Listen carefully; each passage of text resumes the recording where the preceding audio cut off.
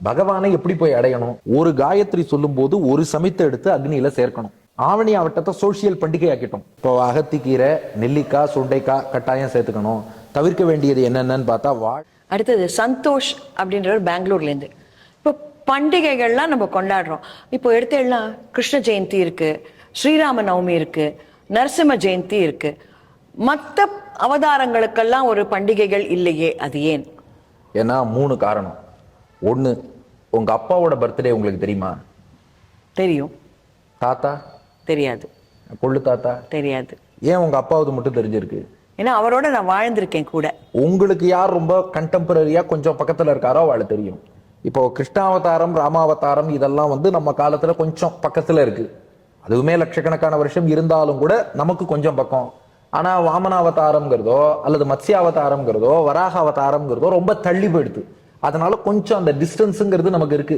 கிருஷ்ணன்னா இப்போ இந்த கலியுகம் தொடங்குவதற்கு முன்னாடி அவதாரம் பண்ணவர். ராமபிரான் துவாபர யுகம், அதுக்கு முன்னாடி திரேதா யுகத்துல அவதாரம் பண்ணவர். அப்போ இவாள்லாம் நம்ம கொஞ்சம் பக்கத்துல இருக்கா. இது ஒண்ணு ஆப்வியஸ் ரீசன்.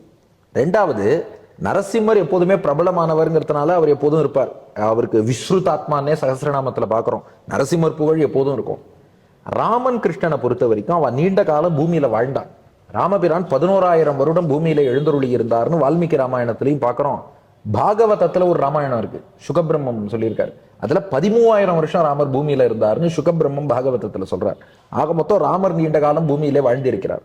அது போல கண்ணபிரானும் 125 வருஷம் பூமியில வாழ்ந்தார். பட் மற்ற அவதாரங்களை பொறுத்தவரை அவ வந்தா அந்த அவதார காரியத்தை பூர்த்தி பண்ணின்னு கிளம்பிடுவான். இப்ப வாமனர் வந்தார், உலகத்தை அளந்தார், கிளம்பி போயிட்டார், திருவிக்கிரமனானார், அவ்வளவுதான் அந்த அவதாரம். நரசிம்மர் தூணப்பழந்துன்னு வந்தார், இரண்யகசிபு வதம் பண்ணார், முடிச்சுன்னு போயிட்டார்.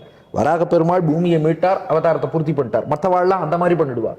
ஆனா ராமன் கிருஷ்ணன்லாம் நம்ம கூடவே பல நாள் வாழ்ந்ததுனால அவ புகழ்ங்கிறது நன்றாக நிலைத்திருக்கும். இப்ப பார்க்கும்போது இப்ப ராமன் அவதரித்த அயோத்திக்கு போறோம், ராம்லல்லான்னு சேவிக்கிறோம். கிருஷ்ணன் அவதரித்த மதுராவுக்கு போறோம், பிருந்தாவனத்துக்கு போறோம், மண்ணுல புரண்டு எழுந்துக்கிறோம், நவத்வாரக்கான்னு யாத்திரை போறோம், நம்மாத்து குழந்தையா கிருஷ்ணனை கருதுறோம். அப்ப அந்த ப்ராக்சிமிட்டிங்கிறது அவளோட நமக்கு இருக்கு. அதுக்கு காரணம் நீண்ட கால அசோசியேஷன். 3வது, இவாளுக்கு தான் தனி காவியங்கள் இருக்கு.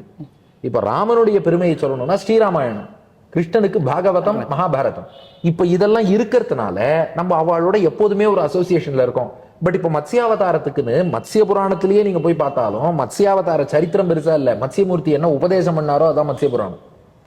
அதுபோல வராக புராணத்துல வராகனுடைய உபதேசங்கள் இப்படித்தான் இருக்கே ஒழிய ஒரு சரித்திரம்னு அனுபவிப்பதற்கு நீங்க ராமாயணம் 9 நாள் கேட்கிறேன், பாகவதம் 7 நாள் கேட்கிறேன், சரி பிரகலாத சரித்திரம் உபன்யாசம்னு கூட கேட்கிறோம். மத்ததெல்லாம் அந்த அளவு இல்ல பாருங்க. அதுக்கு காரணம் என்னன்னா, அதுக்கு ஒரு ரிஷி, ராமருக்கு ஒரு வால்மீகி கிடைச்சிட்டார், கிருஷ்ணனுக்கு ஒரு சுகபிரம்மம் கிடைச்சிட்டார்.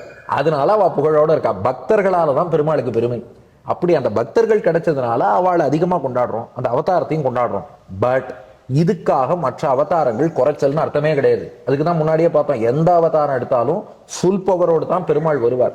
ஆனா நாம காலத்தால் பிற்பட்டவரா இருக்கோம், நம்மளால எந்த அவதாரத்தை ரிலேட் பண்ணிக்க முடியறதோ அதுல ஒருத்தருக்கு ஈடுபாடு போறது. அதுக்காக இப்போ ஹயக்ரீவ உபாசகர்கள் உண்டு, வராக பெருமாளை ஞானப்பிரான்னு சேவிக்கிறவாளும் உண்டு. பட் அவளுடைய அளவு கம்மியா இருக்கு. கிருஷ்ண பக்தர்கள், ராம பக்தர்கள், நரசிம்ம பக்தர்கள்னா அளவு ஜாஸ்தியா இருக்கு. அப்ப யாருக்கு பக்தர்கள் ஜாஸ்தியா இருக்காளோ கொண்டாட்டமும் நிறைய இருக்கும். அவ்வளவுதான். அடுத்தது CV முகுந்தன் ஒருத்தர், 33 கோடி தேவர்கள் அப்படின்னா யார் அவர்கள் அப்படின்ற அந்த கணக்கு நம்மளுக்கு தெரியும்.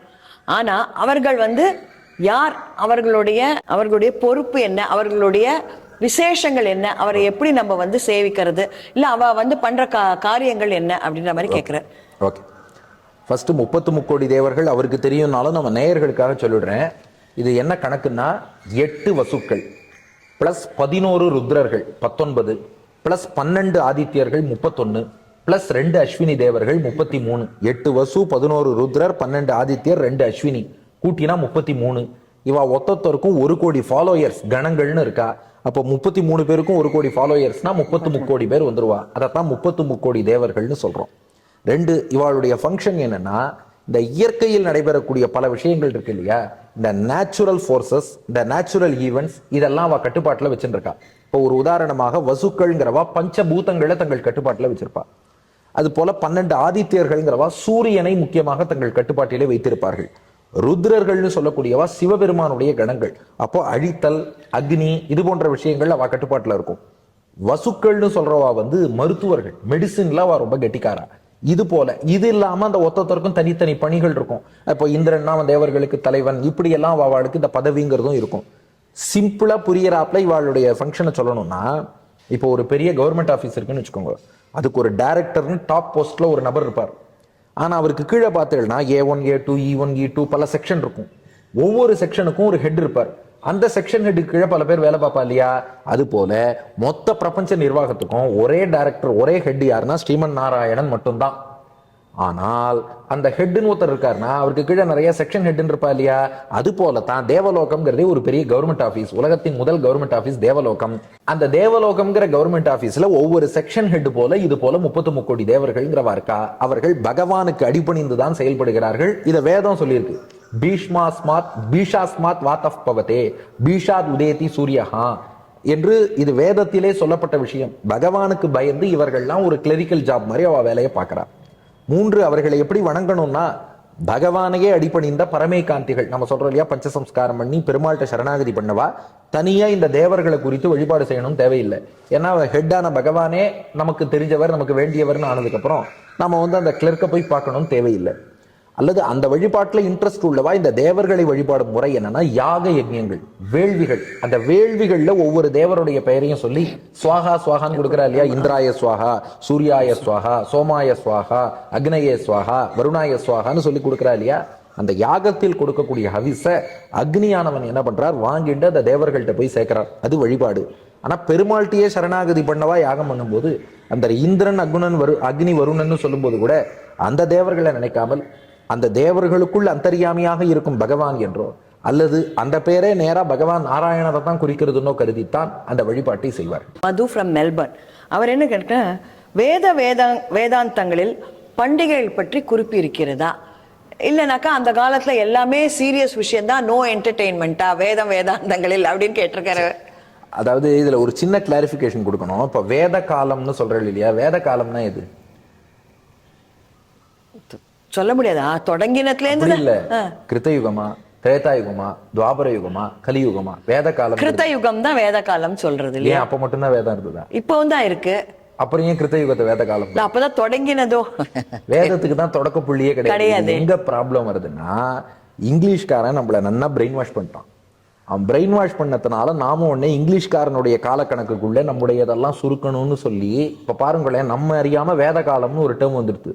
ஏன்னா இங்கிலீஷ்காரன் என்ன சொன்னா, ஒரு 5000 வருஷம் முன்னாடி தான் வேதமே எழுதினாங்க.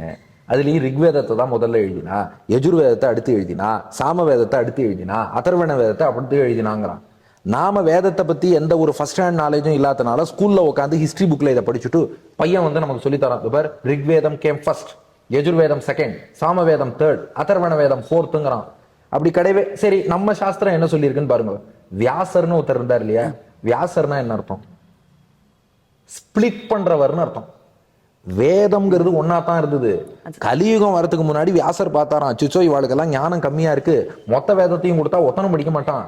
அதனால அதுல துதி பாகத்தை எல்லாம் ரிக்வேதம்னும், அதுல யாகத்தை பற்றி சொல்லும் பாக்கியத்தை யஜுர்வேதம்னும், இசையோடு கூடிய பகவானுடைய குணானுபவத்தை சாமவேதம்னும், மந்திரங்கள் பற்றி இருக்கும் பகுதியை அதர்வண வேதம்னும், வியாசர்னா ஸ்பிளிட் பண்ணவர்னு அர்த்தம். அவருக்கு கிருஷ்ண துவைபாயனர்னு பேரு. வேதத்தை பிரிச்சதுனால வேதவியாசர்னு பெயர் பெற்று அவர் 4ஆ பிரிச்சார். அப்ப வேத காலம்னா நீங்க எந்த காலத்தையுமே ஃபர்ஸ்ட் சொல்ல முடியாது. அதுதான் முக்கியமான விஷயம். ஈவன் புராண காலம்னு சொன்னாலும் கூட சரி வராது. ஏன்னு சொல்றேன், இப்போ பாகவத புராணம் எப்ப இயற்றப்பட்டது? பரீட்சித்து காலத்துல. ஆனா பாகவதத்தில் சொல்லும் சம்பவம் எப்ப நடந்தது? நரசிம்ம அவதாரம் பத்தி இருக்கு, அது எப்பயோ கிருத்தயுகத்துல நடந்தது. வாமன அவதாரம் பத்தி இருக்கு, கஜேந்திர மோட்சம் பத்தி இருக்கு, ராமாயணம் பத்தி இருக்கு, கிருஷ்ணாவதாரம் துவாபர யுக சம்பவமும் இருக்கு. அப்ப பாகவதத்தின் காலம்னு சொன்னா இயற்றப்பட்ட காலம்னு சொல்லுவேளா, ஈவெண்டோட காலம் வேளா? ராமாயண காலம்னு சொல்லலாம். பிகாஸ் ராமாயண சம்பவமும் ஒரு பக்கம் நடந்துட்டே இருக்கு. பேரலா வால்மீகியும் அந்த காலத்துல தான் அதை எழுதினார். ராமாயண காலம்னு சொல்லலாம், மகாபாரத காலம்னு சொல்லலாம். ஆனால் வேத காலம் என்றோ புராண காலம் என்றோ நீங்க ஒரு குறிப்பிட்ட காலத்தையே சொல்ல முடியாது. அப்படி இருக்கும்போது வேதத்துல ஒரு பண்டிகையை பற்றி குறிப்பில்லைங்கிறதுக்காக வேத காலத்துல இல்லைன்னு எப்படி சொல்ல முடியும்? வேதம்ங்கிறது எல்லா காலத்தையும் இருந்து கொண்டேதான் இருக்கிறது. இது பாயிண்ட் நம்பர் 1. பாயிண்ட் நம்பர் 2, வேதத்தில் பண்டிகைகள் பற்றிய நேரடி குறிப்பு கிடையாது, வேதாந்தத்துல கிடையாது. அதுக்காக அந்த காலத்துல பண்டிகையே இல்லைன்னு அர்த்தம் இல்லை. ஏன்னா ஒரு சின்ன உதாரணம் சொல்றேன். இப்போ ஒருத்தர் என்ன பண்ணார், நம்ம ஹிஸ்டரி புக்கே ஒருத்தர் எடுத்து படிச்சார். ஹிஸ்டரி புக்ல இட்லி சாம்பார் பற்றி குறிப்பே இல்லை. அதனால அந்த காலத்துல இட்லி சாம்பாரே யாரும் சாப்பிடலன்னு. கரெக்டா? அது கிடையாது, தப்பு தான். ஏன் ஹிஸ்டரி புக்ல தான் இல்லையே? அப்படின்னா ஹிஸ்டரி புக்கோட ஸ்கோப் அது இல்லை. ஹிஸ்டரி புக் உனக்கு சொல்ல வந்த விஷயம் வேற. இட்லி சாம்பாரை பத்தி குறிப்பு வேணும்னா சமையல் புக்ல பார்க்கணும். அது போல வேதாந்தங்களின் நோக்கம் பண்டிகையை பற்றி சொல்ல வந்தது இல்ல, பரமாத்மாவை பத்தி சொல்லுது. அதனால பண்டிகையை பற்றி அது பெருசா டிஸ்கஸ் பண்ணாது வேதங்கள். ஏன்னா அதோட ஸ்கோப் வந்து நீ எப்படி பகவானை ஆராதிக்கணும், பகவானை எப்படி போய் அடையணும், இதைத்தான் அது மெயினா சொல்லும். அதனால பகவானை பற்றி சொல்லும் வேதத்துல நீங்க பகவானை தான் தேடணுமே ஒழிய பண்டிகைங்கிறது நம்ம பெரியவா அனுஷ்டானத்துல வருது அங்கதான் பார்க்கணும். அப்கோர்ஸ் இதிகாச புராணங்கள்ல அங்கங்கு சில பண்டிகைகள் பற்றி குறிப்பா பார்க்கலாம். பட் பெரும்பாலும் இதெல்லாம் அனுஷ்டானத்துல வருது. இது என்ன புரியணும்னா ஒரு சின்ன எக்ஸாம்பிள் சொல்றேன். வேதத்தோட ஸ்கோப் இது சொன்னா உங்களுக்கு புரிஞ்சிடும். ஆக்சுவலா இந்த கேள்வியில என்ன ப்ராப்ளம்ங்கிறத சொல்லும் போது உங்களுக்கு புரியும். வேதம் எது நீங்க ஆட்டோமேட்டிக்கா பண்ணுவீங்களோ அதை செய்யுன்னு சொல்லவே சொல்லாது. எது சொன்னா தான் உங்களுக்கு புரியுமோ அதை மட்டும்தான் பேசும். வேதம் அவ்வளவு ஸ்பெசிஃபிக்கா இருக்கும். உங்களுக்கு தெரிஞ்ச விஷயம் நீங்க இன்வாலண்டரியாவோ ஆட்டோமேட்டிக்கோ ஸ்பான்டேனியஸா செய்யற விஷயம் இதை பத்தி வேதம் பேசாது. இதுக்கு ஒரு சின்ன எக்ஸாம்பிள். டெய்லி குளின்னு வேதம் சொல்லாது, சாப்பிடுன்னு வேதம் சொல்லாது. ஏன்? அது தினப்படி பண்ணிட்டு இருக்க விஷயம் இல்ல. நீங்க குளிக்கலைன்னா பக்கத்துல இருக்கவாளே குளிக்க வச்சிருவா, தாங்க முடியலன்னு. அது போல சாப்பிடலைனாலும் உங்களுக்கு பசிக்கிறதுன்னு நீங்களே சாப்பிடுவேள். ஆனா ஸ்நாத்வா புஞ்சித்தன்னு வேதம் சொல்லும், குளிச்சுட்டு சாப்பிடுங்க. ஏன்னா அது நாம பண்ண மாட்டோம். பசிக்கிறதுனா சாப்பிடுறோம், அப்புறம் குளிக்கிறேன்போம். குளிச்சுட்டு சாப்பிடுன்னு வேதம் சொல்லுமே ஒழிய தனியா சாப்பிடணும் தனியா குளிக்கணும் சொல்லாது. ஏன் சொல்லல? அதெல்லாம் நீயே பண்ணிடுவ. எங்க உனக்கு ரூல் வேணுமோ அங்க மட்டும் நான் கொடுக்குறேன். அது போல கொண்டாடுறதுக்கு மனுஷனுக்கு தனியா சொல்லி கொடுக்க வேண்டாம், நம்மால் தானே கொண்டாடிடுவான். அங்க என்ன வழிபாடு இருக்கோ வழிபாடு மட்டும்தான் அங்க ஃபோக்கஸ். அதுல எங்க பகவான் இருக்கானோ அது மட்டும் தான் வேதத்துக்கு ஃபோக்கஸ். அதனால குறிப்பில்லை. அப்போ உடனே என்ன பண்றா? அப்போ ராமருக்கு தலை தீபாவளி கிடையாது தானே, கிருஷ்ணர் நரகாசுரனை கொண்டாடுறாரு. இது வேற ஒரு கேள்வி. ராமர் வந்து எங்க கொண்டாடினார்னு கேட்டுட்டு ராமனுக்கு தலை தீபாவளி அப்படி இல்லை. இது நம்ம சாஸ்திரங்கள்ல காட்டியிருக்கா. பாஞ்சராத்திர ஆகமத்துல ஐப்பசி அமாவாசையை ஒட்டி தீபங்கள் ஏற்றி நாராயணனை வழிபடணும்னு சொல்லியிருக்கு. ஏன்னா அந்த ஐப்பசி அமாவாசை தான் பார்க்கடல் கடைஞ்சு மகாலட்சுமி தோன்றினாள்னு ஒரு சில இடங்கள்ல நம்ம குறிப்பு பார்க்கிறோம். அப்போ லக்ஷ்மியை வரவேற்பதற்காக தேவர்கள்லாம் தீபங்கள் ஏற்றினாலும். தீப ஆவலினா தீபங்கள் வரிசைன்னு அர்த்தம். அதுதான் தீபாவளின்னு பிராட்டியும் பெருமாளையும் அப்படி நம்ம ஐப்பசி அமாவாசையில தீபங்கள் ஏற்றி வழிபடணும். இது பாஞ்சராத்திர ஆகமத்துல பாக்குறோம். அப்போ அது தொன்று தொட்டு இருந்துன்னு தான் இருக்கு. இன்னும் கொஞ்சம் வடக்கு பகுதியில எல்லாம் கேட்டாவா என்ன சொல்றா? ராமர் ராவணவதம் முடிஞ்சு திரும்பின நாளும் அதே தீபாவளி நாள் அப்படின்னு சொல்றா. பட் வால்மீகி ராமாயண காலக்கணக்குக்கு அது ஒத்து வரல. மேபி வேற கல்பத்துல ராமர் அந்த மாதிரி பண்ணிருக்கலாம். எதையுமே நம்ம மறுத்து பேசக்கூடாது. வேற கல்பத்துல அப்படி இருந்திருக்கலாம். பட் வால்மீகி ராமாயணம் படி சித்திர மாசம் தான் ராமர் திரும்பி வந்தார். சோ அது ஒரு புறம் இருக்கட்டும். பர்ஹாப்ஸ் என்ன எடுத்து அதே நாள்ல இன்சிடென்டலி துவாபர யுகத்துல நரகாசுர வதத்தையும் கிருஷ்ணன் பண்ணார். அதனால என்ன எடுத்துனா ஒரு சின்ன கிளாஸ் சேர்த்துட்டான் நரகாசுரன். நான் இறந்த நாள்ல யார் எந்த நீர்நிலையில நீராடினாலும் அது கங்கா ஸ்நானத்துக்கு சமமாக ஆக வேண்டும். உலகத்தின் முதல் நதிநீர் இணைப்பு திட்டத்தை நரகாசுரன் தான் பண்ணான். நீ அந்த தீபாவளி அன்னைக்கு விடியற்காலை வேளை நீங்க காவேரியில குடிச்சாலும் சரி, குளத்துல குளிச்சாலும் சரி, கிணத்தண்ணியில குளிச்சாலும் சரி, ஓவர் ஹெட் டேங்க் வாட்டரா இருந்தாலும் சரி, பிஸ்லரியை தூக்கி தலையில கொட்டினாலும் சரி, இது எல்லாமே கங்கா ஸ்நானத்துக்கு சமம். அதைத்தான் அவன் வரமா கேட்டான். அதனாலதான் தீபாவளியில நரக சதுர்தசி ஸ்நானம்ங்கிறது தனி அங்கம், தீபாவளி பண்டிகை கொண்டாட்டம்ங்கிறது தனி அங்கம். இந்த நரக சதுர்தசி ஸ்நானம்ங்கிற கிளாஸை தான் நரகாசுரன் பிரார்த்தித்து வாங்கினானே ஒழிய இந்த தீபாவளி கொண்டாட்டம்ங்கிறது லட்சுமியை வரவேற்பதற்காக தொன்று தொட்டு இருந்துட்டு இருக்கு. அதனால தான் இந்த பண்டிகைகளை நீங்க ஒரு காலம்னு சொல்ல முடியாதுங்கிறேன். இப்போ இந்த தீபாவளி போது பக்ஷணம் பண்றோமே எதுக்குன்னு கேட்டா லட்சுமி தோன்றியிருக்கா, ஒரு ஆத்துல குழந்தை பிறந்தா ஸ்வீட் பண்றது இல்லையா, அது போலங்கிறான். அது போல தீபங்கள் ஏற்றுவது என்ன? தாயாரை வரவேற்பதற்காக. தீபாவளி மருந்துன்னு ஒரு லேகியம் பண்றாளே எதுக்குன்னு கேட்டா லட்சுமியோட தானே அமுதமும் வந்தது பார்க்கடல்ல இருந்து, அந்த அமிர்தத்துக்கு பிரதிநிதியாக தீபாவளி லேகியம் பண்றோங்கிறா. அப்போ இது எல்லாமே தொன்று தொட்டு இருக்கு. பட் அதுக்கான ரெஃபரன்சஸை பொறுத்த வரைக்கும் நம்ம எங்க தேடணுமோ அங்கதான் தேடணும். அதனால வேத காலம்னு ஒரு குறிப்பிட்டு தனி காலம்னு நம்ம கிளாசிஃபை பண்ற வழக்கம் கிடையாது. வேதம் நிரந்தரமாக இருந்துட்டே இருக்கு. எத்தனையோ யுகங்களாக அந்த வேத தர்மமான சனாதன தர்மமும் இருந்துட்டு இருக்கு. இதுல ஒன்னொன்னுக்கு ஒரு ஒரு நூல் இருக்கு. இப்போ கிருஷ்ணனுடைய அவதாரத்தை பத்தி தெரிஞ்சுக்கணும்னா வேதத்துல தேடினா கிடைக்குமா? கிடைக்காது. அதுக்கு நீங்க பாகவதம். ராமனுடைய அவதாரம் பத்தி தெரிஞ்சுக்கணும்னா ராமாயணத்தை பார்க்கணும். பகவான் எப்படி உலகத்தை இயக்குகிறான் டெக்னிக்கலா பகவானை தெரிஞ்சுக்கணும்னா நீங்க உபனிஷத்துல பார்க்கணும். பகவானை யாகத்தால் எப்படி ஆராதிக்கணும்னா வேதத்தின் பூர்வ பாகத்துல பார்க்கணும். பண்டிகை எப்படி கொண்டாடணும்னா பெரியவா அனுஷ்டானத்துல பார்க்கணும். அப்ப நம்ம பெரியவா என்ன அனுஷ்டானம் பண்ணாலும் அதை நாமே செஞ்சுன்னு வரோமே ஒழிய இது ஒரு சிலருடைய அபிப்பிராயம் எப்படி ஆயிடுச்சுன்னா இல்ல இது நீங்க கேட்ட கேள்வி ரொம்ப நல்ல கேள்வி. பல பேர் மனசுல ஒரு அபிப்பிராயம் இருக்கு, இங்கிலீஷ்காரன் பண்ண வேலை தான் இது, பக்தி மூமெண்ட்னு ஒண்ணு வந்தது. அந்த பக்தி மூமெண்ட்ல வந்து எமோஷனலா பக்தி பண்ண சொல்லிட்டானே ஒழிய வேத காலத்துல எல்லாரும் அப்படியே இருந்தான். கொஞ்சம் இதிகாச புராணத்தை பார்த்தவா அதை ஒத்துக்க மாட்டான். பிரகலாதன் பக்தியில உருகினானா இல்லையா? ஆமா. அது பக்தி மூமெண்டா இல்லையா? ஆமா. ஆனா அதையே அந்த காலத்துல பக்தியே கிடையாது, சீரியஸா இருந்தான்னு ஏன் சொல்லணும்? இப்போ ஜடபரதர் அவர் அப்படியே பெருமாளை தான் தியானம் பண்ணவர், பேர்லயே ஜடபரதர்னு இருக்கு. ஆனா அவர் வரட்டு வரட்டுன்னா தியானம் பண்ணார். அவர் ரகுகண ராஜாட்ட சொல்றார், வினா மகத்பாத ரஜோபிஷேகம். எனக்கு இந்த ஞானம் எப்படி தெரியுமா வந்தது? பெருமாளுடைய அடியார்களின் பாத தூளியால எனக்கு நானே அபிஷேகம் பண்ணிட்டேன், அதனால வந்த ஞானம். அப்போ பக்திங்கிறது எல்லா காலத்திலயும் இருக்கு.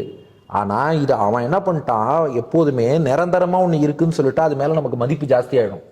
இது பின்னாடி வந்ததுன்னு சொல்லிட்டா ஓஹோ இதெல்லாம் பின்னாடி வந்ததோன்னு சொல்லி அது மேல நமக்கு மதிப்பு குறையும். அதனால என்ன பண்ணிட்டான், உனக்கு வேத காலம்னு ஒண்ணு இருந்தது, வேதத்துல இறை வழிபாடுங்கிறதே கிடையாது, அதுல கடவுளை பத்தியே சொல்லல. இதை பத்தி நம்ம ஆளுங்களும் நிறைய பேர் அப்படிதான் பிரச்சாரம் பண்றான். வேதத்தில் கடவுள் வழிபாடு கிடையாது, வேதத்தில் வெறும் யாகம் தான், வேதத்துல பெருமாள் கிடையாது, வெறும் இந்திரன் தான் இருந்தான். அப்ப வேதத்துல புருஷ சூக்தம்னு பெருமாளை பத்தி எங்கேயிருந்து சொல்லியிருக்கு? ஏகோகவை நாராயணஹா ஆசீதுன்னு எங்கேயிருந்து சொல்லியிருக்கு? அதை பத்தி நம்ம டெக்னிக்கலா கேள்வி கேட்கறது இல்லை. அவ சொன்னா ரைட்டுன்னு நாமளும் ஒத்துக்கிறோம். அப்போ இந்த டிவோஷனலா பக்தியில உருகுவதுங்கிறது வேதத்திலையும் உண்டு. இந்த இடத்துல குறிப்பிட்டு இதை சொல்லணும். அடியனுடைய ஸ்ரீபாஷ்யாதி ஆச்சாரியன் டாக்டர் ஸ்ரீ கருணாகராச்சார் சுவாமி உதக சாந்தியின் உட்பொருள் வேதம் போற்றும் திவ்ய தேசங்கள்னு வேத மந்திரங்களுக்கு அர்த்தம் எழுதுறார். நீங்க அந்த வேத மந்திரங்களை ஒரு வியாக்கியானத்தோட சேவிச்சு பாருங்க, கண்ணும் கண்ணீரமா சேவிப்பள். ஆழ்வார் பாசுரத்தை சேவிக்கும் போது எப்படி பக்தியில உருகிறோமோ, வேத மந்திரத்தை சேவிக்கும் போதும் உருகுவோம், உபனிஷத் சேவிக்கும் போதும் உருகுவோம். ப்ராப்ளம் என்னன்னா அந்த அலைன்மெண்ட்டுக்கு நாம வரல. இதுனா வரட்டுன்னு இருக்கும்னு ஒரு அபிப்பிராயம் ஃபார்ம் பண்ணோம். எந்த பேசிஸ்ல ஃபார்ம் பண்ணோம்னா இங்கிலீஷ்காரன் சொல்லிட்டான், அவனே அப்படி சொன்னா கரெக்டா தான் இருக்கும், வெள்ளையா இருக்கும், பொய் சொல்ல மாட்டான்னு நம்பி நாம இதை இப்படி பண்ணிட்டு இருக்கோம். அதனால வேத காலம்னு தனியா ஒண்ணு சொல்ல வேண்டாம். சனாதன தர்மம்ங்கிறது எல்லா காலத்திலயும் இருக்கு. நமக்கான காலத்தின் ஸ்பிரிட் என்னன்னா கிருத்தயுகம், திரேதாயுகம், துவாபர யுகம், கலியுகம். கிருத்தயுகத்திலையும் கொண்டாடி இருக்கா, லட்சுமி அவதாரம் பண்ணான்னு கொண்டாடினா, திரேதாயுகத்துல ராமர் வந்தாருன்னு கொண்டாடினா, துவாபர யுகத்துல நரகாசுர வதம்னு கொண்டாடினா, இப்ப கலியுகத்திலையும் பட்டாசு வெடிச்சு கொண்டாடின்னு தானே இருக்கும். அப்ப கொண்டாட்டம் இது ஒரு தீபாவளிக்கு சொல்றேன். இது போல இப்ப மகர சங்கராந்தின்னு எடுத்துப்போம், பொங்கல். மகர சங்கராந்தின்னு சூரியனுடைய நகர்வுங்கிறது எல்லா வருஷமும் இருந்துன்னு தானே இருக்கு. தை மாசம் அந்த மகர ராசிக்குள் சூரியன் நுழைகிறான் என்றால் எப்போதும் நுழைஞ்சுன்னு தானே இருக்கான். எப்போதும் மக்கள் கொண்டாடத்தானே போறா. அதனால இது கொண்டாட்டம்ங்கிறதெல்லாம் பின்னாடி வந்ததுன்னு சொல்வது என்ன ஆகும்னா, இந்த ஃபெஸ்டிவல்ஸை கொஞ்சம் அப்படியே தளர்ச்சி அடைய செய்யவிடும். ஓஹோ இது பின்னாடி வந்தது தானே. ஏற்கனவே நாங்கள்லாம் ஒரு மாசமா தீபாவளிக்கு வெடி வெடிப்போம், இப்பெல்லாம் இல்ல சார். அதான் இல்ல 90s கிட்ஸ். நீங்க சொல்லுங்க இப்ப எப்படி இருக்குன்னு. நீங்க 90s ஒரு மாசம், நாங்க 2 மாசம் முன்னாடில இருந்தே ட்ரெஸ்ஸை வாங்கி வச்சு பட்டாசு வாங்கி வச்சு அதை பத்தி யோசனையில இருப்போம். இப்போ முதல் நாள் கூட சத்தமே இல்லையே. இப்ப என்னன்னா அந்த ஒரு நியூஸ் பார்க்கும்போது தான் தெரியுது, நாளை இது 1 மணி நேரம் தான் வெடி வெடிக்கலாம்னு உத்தரவு அப்படிங்கும் போது ஓஹோ தீபாவளி வந்திருக்கு போல இருக்கேன்னு நினைக்கிறேன். இதுக்கெல்லாம் என்ன காரணம்னு நினைக்கிறேன்? இப்போ சமீபத்துல வெளிநாட்டுல இருந்து இறக்குமதி பண்ண பண்டிகைகள் எல்லாம் நாம அதிகமா கொண்டாட ஆரம்பிச்சு, நம்ம பண்டிகைகள் எல்லாம் பின்னாடி வந்தது தானே. வேத காலத்துல இதெல்லாம் கிடையாது. இதுக்கு நாம என்ன பேர் வைக்கிறோம்? வேத கால நாகரிகம். அப்ப இப்ப நாம இருக்கிறது என்ன நாகரிகம்? அப்ப இதுக்கு ஏதாவது பேர் வச்சோமா? இல்லையே. அப்ப சனாதன தர்மம்ங்கிற அந்த ஒரே பேர்ல இது ஃபங்க்ஷன் ஆனா இது ஆட்டோமேட்டிக்கா எல்லாம் ஃபங்க்ஷன் ஆகும். இங்கிலீஷ்காரன் வேத காலம்னு ஒன்னு பேர் வச்சான். ஏன்னா ஹீ பிலீவ்டு தட் அவளுக்கு ஒரு இது இருக்கு, ஒரு அஜெண்டா இருக்கு. இந்த காலத்துலதான் வேதம் வந்தது, அதுக்கு முன்னாடி வந்ததுன்னு சொல்லக்கூடாது. ஏன்னா உன் பாரம்பரியம் உனக்கு தெரிஞ்சிடும். அப்பதான் வந்தது. புராணம் இந்த காலத்துலதான் வந்தது. பக்தி மூமெண்ட் ஆழ்வார் பாசுரம் இந்த காலத்துலதான் வந்தது, அதுக்கு முன்னாடி இது கிடையாதுன்ட்டான். அதனால ஆழ்வார்களுக்கு முன்னாடி இங்க பக்தியே கிடையாது. அப்போ பரிபாடல்ல ஒரு புலவர் கடுவன் இளவையினார்னு ஒரு புலவர் பரிபாடல்ல பெருமாளை துதிச்சு பாட்டு பாடியிருக்கார். அந்த பக்தி எங்கேருந்து வந்தது அப்படின்னு அவன் யாரும் கேள்வி கேட்காம அப்படியே அக்செப்ட் பண்ணிட்டான். நம்ம கேள்வி கேட்கிற வழக்கமே அந்த காலத்துல இல்லாதனால நிறைய ஹிஸ்டரியில நிறைய விஷயங்கள் மாறுபட்டு பிரதிபலிக்கிறதுகள். நம்ம ஹிஸ்டரியே இல்ல, அதெல்லாம் ரொம்ப மாறி போச்சு. எனிவே ஜெயஸ்ரீ ஒருத்தர் பெருங்குடியில இருந்து கேட்டிருக்கா, இப்போ ஆவணி ஆவட்டம்ன்றது ஒரு பண்டிகை இல்லையா, அதுக்கு அடுத்த நாள் காயத்ரி ஜபத்தும் போதெல்லாம் அந்த ஜபம் பண்றதுக்கு அக்னி எல்லாம் வளர்த்து எல்லாம் அந்த காலத்துல அது ஒரு பெரிய ஒரு பண்டிகை, ஒரு ஜபம் அந்த மாதிரி நடக்கும். இப்போ அந்த மாதிரிலாம் இல்லையே, எது மாதிரி பண்ணணும்? இப்போ ஒவ்வொரு வருஷமுமே காயத்ரி ஜபம் என்பது அக்னி வளர்த்துத்தான் செய்ய வேண்டும், அக்னி இல்லாம பண்ணப்படாது. ஏன்னா அதுக்கான பலனுக்கே ஃபார்முலா ஒன்று சொல்லியிருக்கு, சமிதை பாதி சாவித்திரி பாதின்னு. அதாவது 1008 சமித்து எடுத்து வச்சுக்கணும், அந்த விறகு கட்டை சமித்து 1008 வச்சுக்கணும். 1008 காயத்ரி மந்திரமும் சொல்லணும். ஒரு காயத்ரி சொல்லும் போது ஒரு சமித்தை எடுத்து அக்னியில சேர்க்கணும்.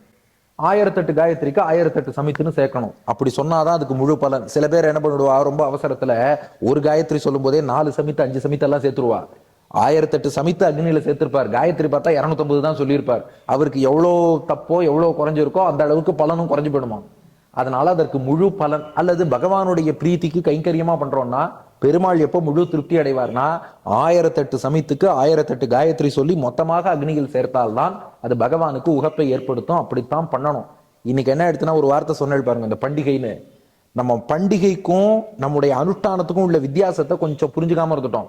ஆவணி ஆவட்டத்தை சோசியல் பண்டிகை ஆக்கிட்டோம். பூணல் போடுறது உபநயனத்தை ஃபெஸ்டிவல் ஆக்கிட்டோம். கல்யாணமே சிம்பிளா தான் பண்ணணும். ஆனா இப்ப பூணலுக்கு என்ன ஆகுதுன்னா நாங்க 3 லட்சம் 4 லட்சம் 10 லட்சம் செலவு பண்றோம்னு சொல்லி அப்படியெல்லாம் பண்ணி அதுல உள்ள அந்த வைதிக காம்பனன்ட்ங்கிறது குறைஞ்சிடுறது. கடைசியா நிறைய பேர் என்ன சொல்றாங்க, வாத்தியார் வந்து 20,000 ரூபாய் சம்பாவனை கேட்டாருங்கிற. இவர் மண்டபத்துக்கு 10 லட்சம் ரூபாய் கொடுத்து புக் பண்ணது தெரிஞ்சிருக்காது, அவர் வாங்கிட்டாரேன்னு சொல்லி. ஆனா இது பண்றதே எதுக்கு? அந்த உபநயனம் அந்த வேதம் படிச்சவருடைய ஆசீர்வாதத்தோட குழந்தை காயத்ரி என்ன சொல்லணும்னு. அப்ப அதுக்கு நல்லா பண்ணிட்டு மத்ததை குறைச்சிக்கலாம் இல்லையா? ஆனா நம்ம மத்ததை குறைச்சிக்காம இது பண்ணிட்டு எல்லாமே சோசியலைஸ் பண்ணிடுறோம். நம்ம எல்லா ஃப்ரெண்ட்ஸையும் கூப்பிடணும், எல்லாரையும் கூப்பிடணும், என் பையனுக்கு பூணல் போட்டேன் பாருன்னு காட்டணும். அது இதுக்கு பர்பஸே கிடையாது. நம்ம அந்த பர்பஸை மாத்தி ஆவணி ஆவட்டம்ங்கிறது எதுக்கு? அதுலயும் முதல்ல அந்த தல ஆவணி ஆவட்டம்ங்கிறா இல்லையா, அது எதுக்குன்னா அந்த குழந்தை முதல்ல வேதம் படிக்க போறான். அதாவது கிட்டத்தட்ட நம்ம ஸ்கூல்ல அட்மிஷன் போடுறோம் இல்லையா, அது போல ஆவணி அவிட்டம் தான் ஹயக்ரீவர் அவதாரம் பண்ண நாள். அதனால அந்த நாள்ல பின்னாடி மார்கழி மாசம் மோட்சம் கொடுக்கிறாருன்னு பார்த்தோம் இல்லையா மது கைட்டபருக்கு. அந்த ஹயக்ரீவர் அவதாரம் பண்ண நாள் அன்று அந்த குழந்தைக்கு முதல்ல வேதம் சொல்லி வைக்கணும். அதுக்குத்தான் இந்த உபநயனம் முன்னாடியே உபநயனம் பண்ணி வச்சு இந்த உபாகர்மான்னு பண்ணி அந்த ஆவணி ஆவட்டம்னா அதான் கலோக்கியெல்லாம் சொல்றோம். அதுல அந்த குழந்தைய வேதம் படிக்கிறத முதல்ல தொடங்கி வைக்கணும். அதுக்கு மறுநாள் இந்த காயத்ரி ஜபம்ங்கிறது 1008 சமித்தை சேர்த்து தான் பண்ணணும். ஆனா இன்னைக்கு என்ன ஆயிடுச்சுன்னா நம்ம வாழ்வதே போலி வாழ்க்கை, பண்றதும் போலி அனுஷ்டானம். அதனால ஆவணி ஆவட்டம்னாலும் போலி பண்ணா போதும் அப்படின்னு சொல்லி ஹாப்பி தல ஆவணி ஆவட்டம் அப்படின்னு ஒரு மெசேஜ். அவ தோனி ரசிகர்களோ அஜித் ரசிகர்களோ தெரியல, ஹாப்பி தல ஆவணி ஆவட்டம்னு சொல்லி ஒரு மெசேஜை மட்டும் அனுப்பி வச்சு அதோட ஆவணி ஆவட்டத்தை முடிச்சுடுறா. இது ஹாப்பி விஷ் அனுப்புறதோ? இது உங்கள்கிட்ட சொல்றதுக்கு என்ன? எங்க அம்மாவே என்கிட்ட சொன்னா, ஒரு சொந்தக்கார பையனுக்கு அவனுக்கு பூணல் போட்டிருக்கா, இன்னைக்கு அவனுக்கு ஆவணி ஆவட்டம், ஹாப்பி தல ஆவணி ஆவட்டம்னு உனக்கு ஒரு மெசேஜ் அனுப்புனா. இவனுக்கு ஹாப்பி தல ஆவணி ஆவட்டம் அனுப்புறது அங்க மோட்டிவ் இல்ல, அவன் அன்னைக்கு வேதம் படிச்சானா இல்லையாங்கிறதா விஷயம். ஆமா ஹாப்பி தல ஆவணி ஆவட்டம்னு விஷ் பண்ணிட்டு போலியை சாப்பிட்டு என்ன பண்றது? அதுதான் போலி வாழ்க்கைன்னு.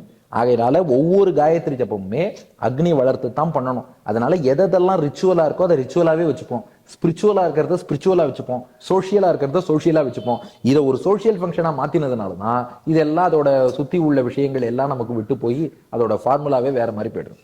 இப்போ பண்டிகைகள் அப்படின்னாலே விருந்து சாப்பாடு அப்படின்னு ஆயிடும். இப்போ பாத்தீங்கன்னா சில கோவில்கள் கூட நைவேத்தியங்கள் வந்து விதவிதமாக பண்ணப்படுகிறது பெருமாளுக்கெல்லாம். இதுக்கெல்லாம் என்ன பிரமாணம்? இது கோவில்ல உள்ள அந்த உணவு வகைகள் விருந்து இதுக்கு ஆகம சாஸ்திரங்கள்ல பிரமாணம் இருக்கு. ஒவ்வொரு பண்டிகைக்குமே அல்லது கோவில்ல ஒரு உற்சவம் நடக்கிறதுனா இந்த உற்சவத்துல இப்படி சர்க்கரை அன்னம், ஒரு சக்கரை பொங்கல் பெருமாளுக்கு கண்டருளை பண்ணணும், இது போன்ற பக்ஷணங்கள் பண்ணணும், இது எல்லாத்துக்குமே ஆகம சாஸ்திரங்கள்ல குறிப்பு இருக்கு. ஈவன் கும்பகோணத்துல ஃபாலோ பண்ற ஸ்ரீ பிரஷ்ன சம்ஹிதைன்னு பாஞ்சராத்திர ஆகமத்தின் பகுதி. அது வந்து கோமலவல்லி தாயார் கேள்வி கேட்க 6ஆவது முதல்வானே தாயாருக்கு சொல்றார், எனக்கு இப்படி எல்லாம் பூஜை பண்ணணும்னு. அதுல என்ன சொல்றாருன்னா, ஒரு கோவில்ல பெருமாளுடைய திருமேனி எவ்வளவு அடி உயரம் இருக்கோ, எவ்வளவு அடியோ அத்தனை படி பிரசாதம் அவருக்கு கண்டருளை பண்ணணும். இது போன்ற என்னென்ன பண்ணணும் இது எல்லாத்துக்குமான குறிப்புகள் ஆகம சாஸ்திரங்கள்ல உண்டு. அப்கோர்ஸ் சில இடங்கள்ல சில பிரசாதம் பின்னாடி ஆரம்பிச்சு அது பெரியோர்களின் வழக்கம்னு இருக்கலாம். பெரியோர்களின் வழக்கம்னு வந்துட்டாலே மேலையார் செய்வனகள்னு அதை நாமும் அதை அப்படியே பின்பற்றுகிறோம். ஆனா பொதுவாக இது போல கோவில்ல சமர்ப்பிக்கக்கூடிய இந்த தளிகை என்னென்ன எப்படி இருக்கணுங்கிறது ஆகம சாஸ்திரங்களின் அடிப்படையில தான் இருக்கு. அதனாலதான் ஆகமத்தின்படி பெருமாளுக்கு சுத்த அன்னம்ங்கிறது அவசியம் பண்ணணும். அதாவது அந்த வெறும் சாதம் இருக்கு இல்லையா, அது கண்டிப்பா பெருமாளுக்கு, மற்ற வகைகள்லாம் கூடாதுன்னு அர்த்தம் இல்லை, அந்த சுத்த அன்னம்ங்கிறது கட்டாயம் பெருமாளுக்கு சமர்ப்பிக்கணும், மற்றதெல்லாமும் பண்ணணும். இது போன்ற குறிப்புகள்லாம் பார்க்குறோம். அது போல மற்ற இப்போ நமக்கு ஆகார நியமம் இது போன்ற நூல்களில் சுவாமி வேதாந்த தேசிகன் வழங்கியிருக்கார். அதுல எது சேர்த்துக்கலாம் சேர்த்துக்க கூடாது இதெல்லாம் தான் நம்ம பெருமாளுக்கு கண்டருளை பண்ணிட்டு நாம சாப்பிடலாம், அதுலேருந்து நாம தெரிஞ்சுக்கிறோம். பண்டிகைகளை பொறுத்தவரை இது எதுக்கு என்னென்ன பண்ணணுங்கிறது அகைன் அது பெரியோர்களுடைய வழக்கம். ஸோ அந்த பண்டிகைகளுக்கு பெரியோர்களின் வழக்கத்தை பார்த்து அதன்படி நம்ம கடைபிடிச்சுக்கிறோம். ஒரு சில விஷயங்கள் தான் கிரகிய சூத்திரங்கள்னு இருக்கு சிலது ஆச்சாரங்களை பத்தி, அதுல ஒரு சில விஷயங்கள் இருக்குமே ஒழிய பெரும்பாலும் இதெல்லாம் பெரியோர்களுடைய வழக்கம் எதுவோ அதன்படி நாம ஃபாலோ பண்றோம். இப்போ துவாதசிக்கு வந்து நம்ம பாரணை பண்றோம்னா துவாதசிக்குன்னு ஒரு தனி மெனுவே இருக்கு. இப்போ அகத்திக்கீரை, நெல்லிக்காய், சுண்டைக்காய் கட்டாயம் சேர்த்துக்கணும்.